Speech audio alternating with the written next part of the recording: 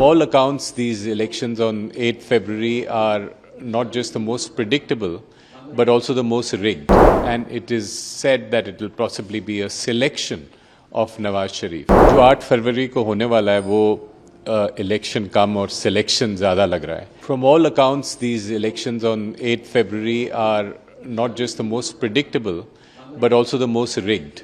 Because it's clear for everyone in Pakistan, if you see the commentary that is coming from within Pakistan, that the election results are clear, that the army in various ways is doing pre-election engineering, it will probably do some election engineering and post-election engineering to get a government that it wants in place, and it is said that it will possibly be a selection of Nawaz Sharif and his PMLN party.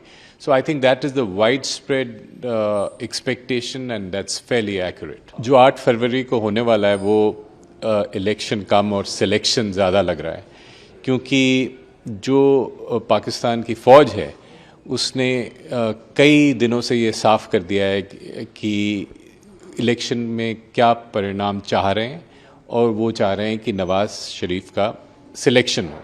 और जैसे आपने देखा कि इमरान खान जो PTI जो उनकी party है, वो इस समय लग रहा है कि अगर फ्री और फेयर इलेक्शन होते तो शायद बहुमत उनको मिलता या सबसे बड़ी पार्टी वो बन के आती, क्योंकि पंजाब में भी पॉपुलैरिटी उसकी ज़्यादा है.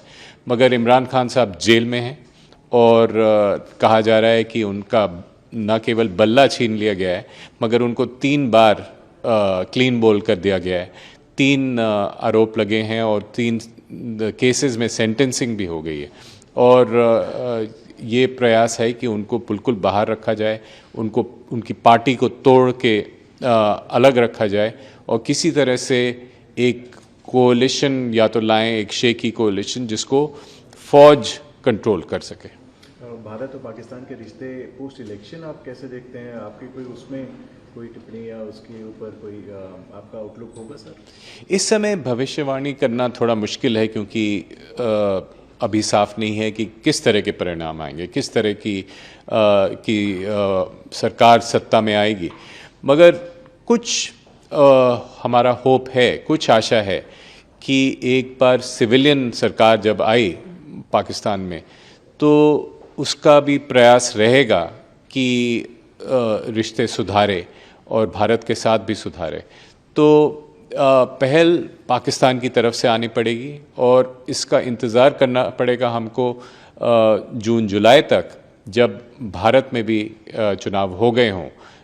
उसके बाद शायद कुछ अच्छे नतीजे सामने आए.